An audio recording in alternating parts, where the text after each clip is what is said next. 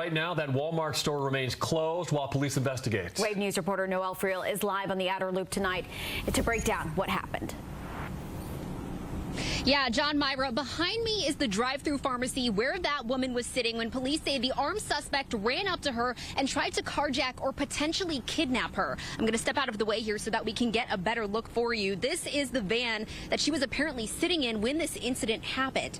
Take a look at this video where you can see the bullet holes from when that shooting occurred. You can see several shots went through the window of her car. LMPD tells us this all started around 12:15 when a KSP trooper was involved in a vehicle pursuit that ended in a crash at the intersection of Outer Loop and New Cut Road. This subway on South Brook Street has now been broken into 4 times in the past 2 weeks. Earlier today, I met up with the owner to do a story on the burglaries, and about an hour before our show, he let me know that the thief had struck again. So here it is. Take a look. You can see this front window behind me has been completely shattered. You can see that they're working on cleaning up that glass right now. This happened at about 9:45 tonight, and if you look right next to it, you'll see where the owner boarded up the front door from the previous burglaries. Now, this thief takes the same thing every time, and what he steals might surprise you. You can see we still have an active scene out here. The street is still closed off as firefighters are working to clean up the scene. I'm going to step out so that we can try to zoom in here. So you can see right here on this corner, this is where the car crashed into a tree and a nearby parked car instantly sending it up in flames. And you can see those flames spread to the building, and you can see how they've damaged the apartments on the second floor. We talked to witnesses who saw the entire thing, and they say that the smoke was so intense that residents at this halfway house across the street had to evacuate. Look at this. You can see where this plane took out this traffic light at the intersection of Breckenridge Lane and Kresge Way. Look at how it completely took out this entire power line as it was coming down. And the plane ultimately crashed right over here in the middle of Breckenridge Lane. They just took that plane away. You can see that this is still an active scene. Crews have been fighting this fire since calls first came in at around 6 this morning, and the fire is still burning. We're going to zoom in here so that you can get a better look.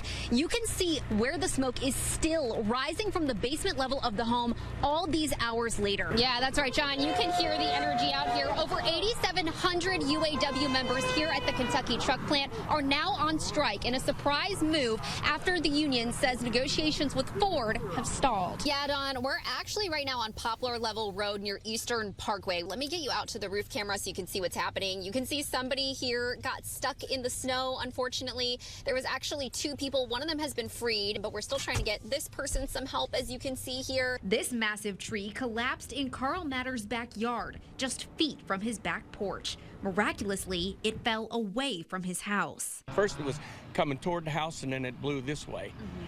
And I was very thankful that, I think we dodged a bullet last night. We were very fortunate. Yeah. Our neighbors they didn't fare so well. Yeah, Myra, they've got it all at the fan experience area. We had some live music that just wrapped up, and it's a great place to just kind of sit, hang out, relax, enjoy a mint julep and maybe some great food. I want to introduce you to some folks I was talking to that came all the way from Buffalo, New York. We've got a group of friends here. So tell me what put the Kentucky Derby weekend on your bucket list. You can see all the pink in the crowd at Oaks today. We have a stunning view of the track right here. I feel lucky to even be here right now, okay? And we have a group of folks that are Louisville natives. Please tell us what part of the city you all are from. We just watched the first race up close and personal. Look how close we are to the track. And I'm here with some folks who've traveled a long way to be here. Please tell us where you all are from. Nevada, 3 from Nevada and 1 from Southern California. Awesome. And so tell me why you came down for Derby 150. Well, this is my 13th Derby, and 150 is kind of special, so I knew it was going to be a bigger event. They're all big events, but this one, especially this one. Definitely. And speaking of Derby 150, can we show off your jacket? Would you mind turning around and showing us, look at this, Kentucky Derby 150. We are learning new details tonight about the dramatic rescue of a semi-driver left dangling above the Ohio River following a crash while crossing the 2nd Street Bridge. Tonight, we're hearing from a driver on that bridge who witnessed the whole thing. Wave News reporter Noelle Friel joins us live near the bridge, which is still closed tonight. Yeah, John, this is the scene at the bridge right now. That semi-truck has been towed away, and we're not seeing any crews here at the moment, but the bridge remains closed as the Kentucky Transportation Cabinet continues to assess the damages. I talked with one driver who was on that bridge today who tells me he witnessed the entire crash. He tells me he stayed with the driver of that semi-truck until emergency responders arrived. There was a semi hanging over the edge of the bridge, with the cab hanging over the water. I only would get out of the cab and 3 other vehicles involved.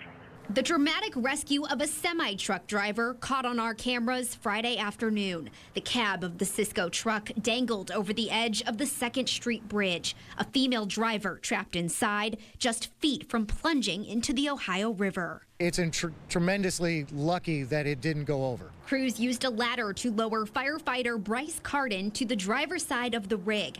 Cardin gets the woman into a harness, telling her how she needs to secure herself so he can complete the rescue. Once the driver was secured, crews pulled them both back to solid ground.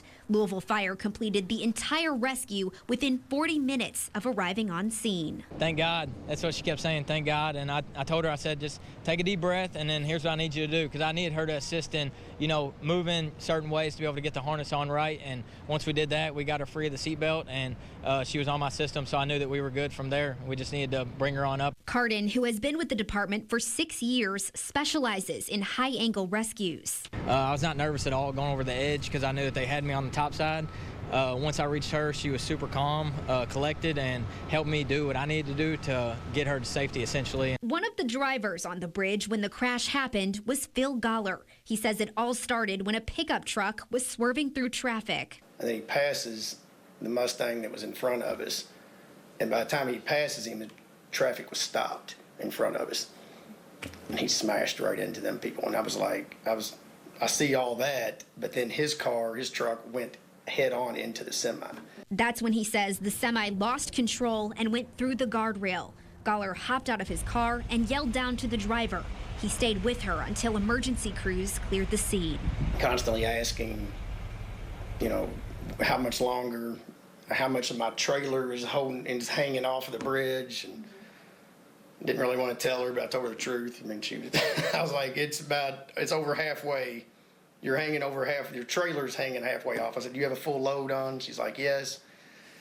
And I was just trying to tell her to be calm. Everybody's on their way. The crash involved 4 vehicles in total. 2 people involved in the crash were taken to U of L hospital with life-threatening injuries. The semi-driver wasn't seriously hurt, but was taken to the hospital as a precaution.